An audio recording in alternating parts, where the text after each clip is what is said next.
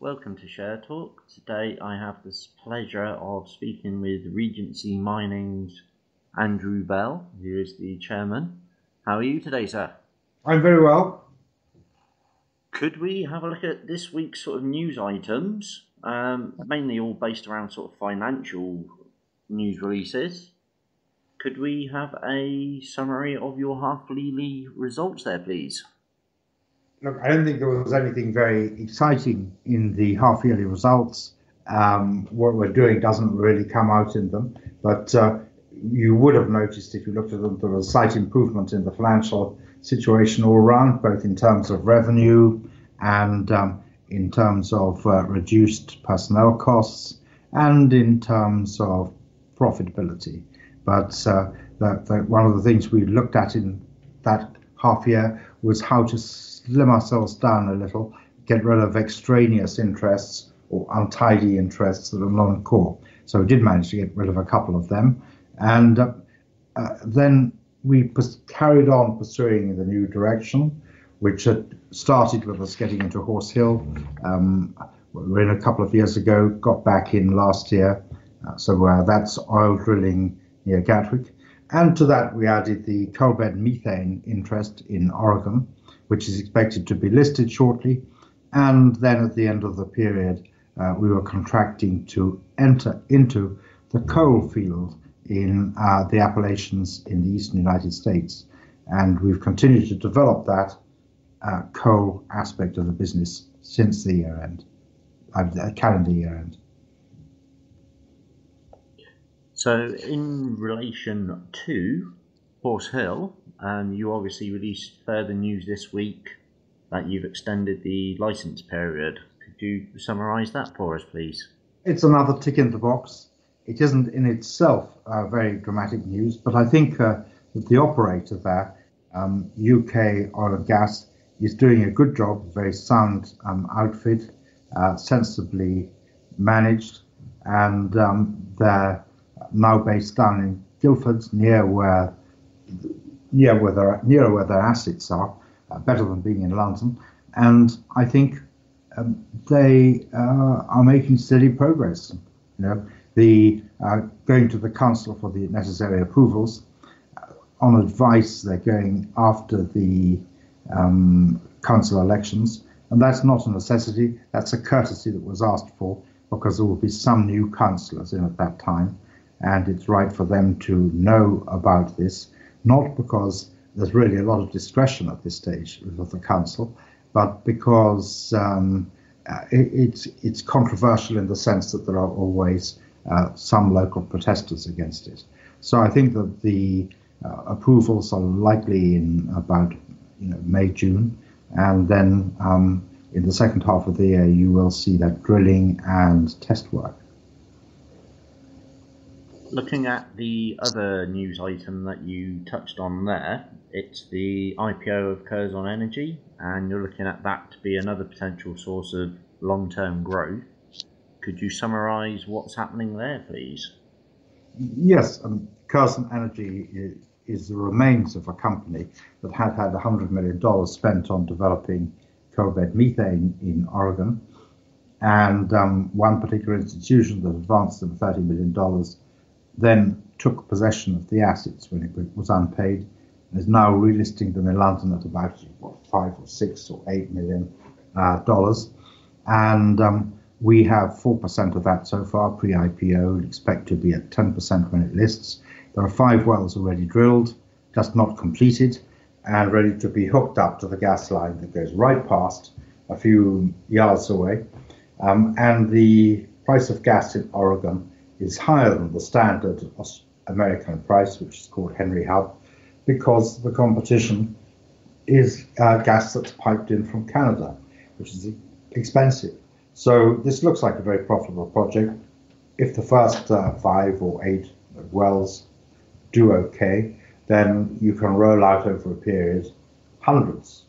And so that's a very positive. I think gas prices are going up anyway in the States.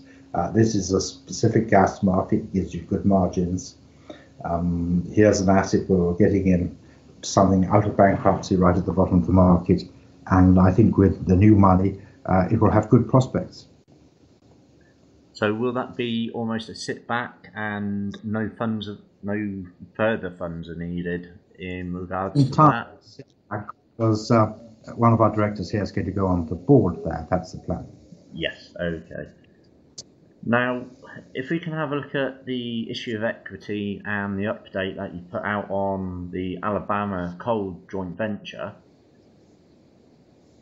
could you explain further who Steve Medici is and what sort of way forward you are planning on doing sort of deals with him? Where's the interest there?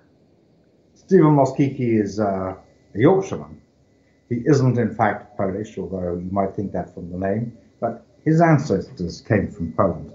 But he's a Yorkshireman now, through and through, and he spent a number of years after being in the property business developing coal assets in the United States, waiting for this great day to come when all the winds, the tides are in your favor. And obviously he now wants to exploit the opportunity that exists to scale up and do things. And I'm happy to say that we were in a position to do that just at the time that he was looking for people. And so I think we're growing together in developing some of these assets. And the very first project we got into there, which is the Rosa mine, is a nice, simple situation where all the work's been done. It's like walking into a house and switching on the lights and finding that there is furniture in good taste already there and clean sheets and just ready to walk in and start. So hopes and expectations were around obviously the mine coming online at or towards the end of March.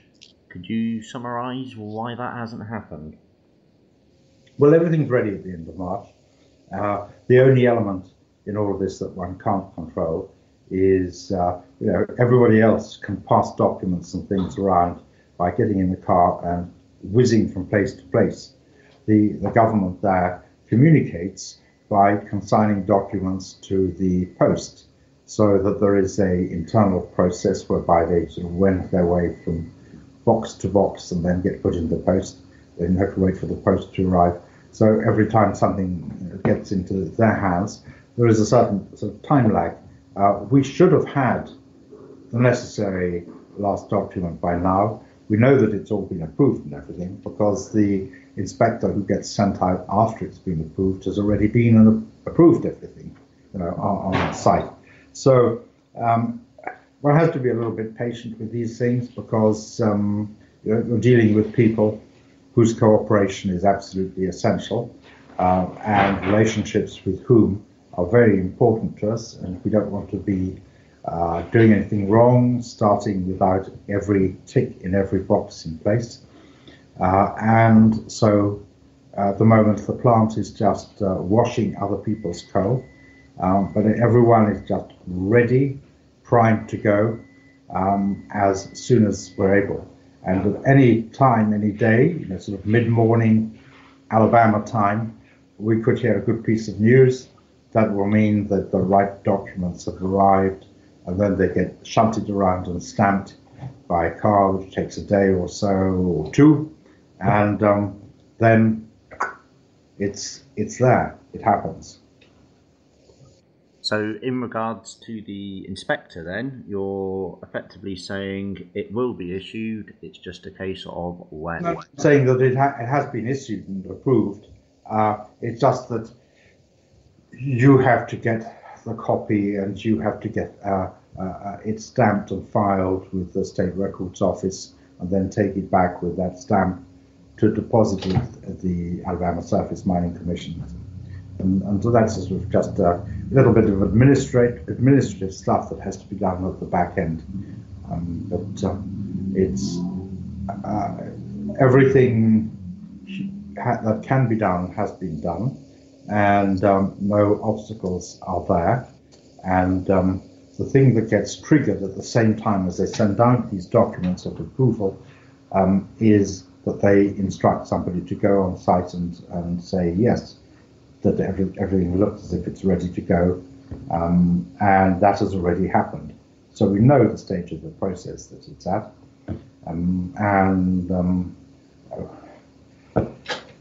obviously it should have arrived a few days ago.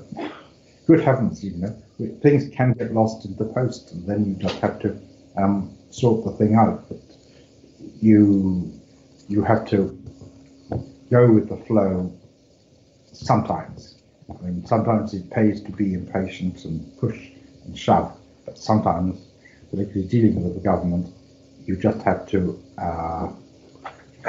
wait for the things to arrive when they arrive. Well, I know certain investors have prayed for miracles on other shares in relation to the ISA day, so it could be a blessing in disguise for some of your shareholders. So, well, yeah, maybe even I will get a chance to buy some shares if I'm not an insider for a day or two. And as you can see today, we were able to put out an announcement, including a director dealing. So we're not insiders as we stand today. Soon, no doubt, we will be, because there are so many things likely to happen, or going to happen at some point out there. Okay. Could we touch, obviously, on the state of affairs in relation to you getting a convertible loan? Now, if a name called Darwin came out, a lot of people see that as a very negative piece of news flow. Echo Darwin. Never heard of them. Never heard of Darwin? Well, lots of investors have, and unfortunately, I've never did anything that they've done.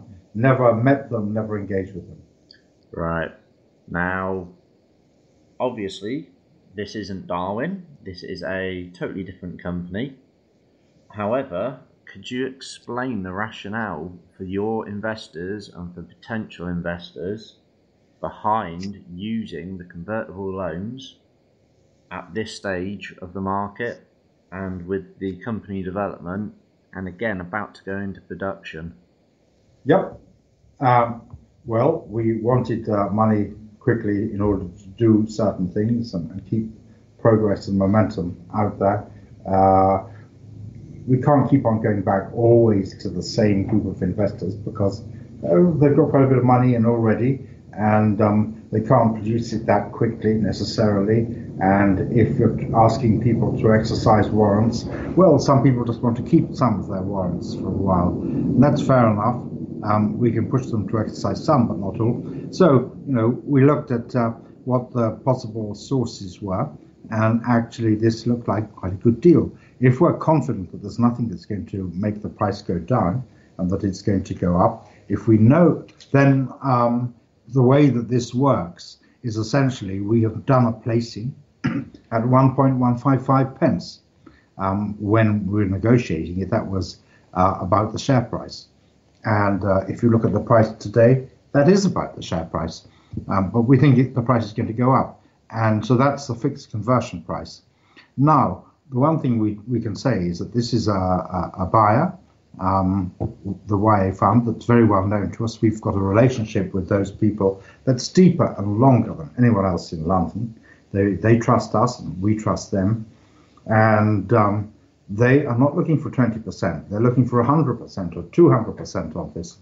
And they are likely to be holding, on average, the profile for longer than the average placee that you might do a placing to. Now, that's what happens if the price goes up. Now, if our price goes down, then theoretically, in order to protect themselves as lenders, they have a variable conversion price they can use. And that's limited how much you can do in a month. But also, we have at that point the ability to repay. We don't anticipate that would happen. If our price went low, then we would be looking to repay, and that we know we'd be able to repay because we have assets we know that we can sell that are substantial assets. So the way that this is going to work is that we have what we believe will be actually quite a reasonably long-term holder that is expecting to make a lot of money out of this and whose interests are therefore aligned with ours.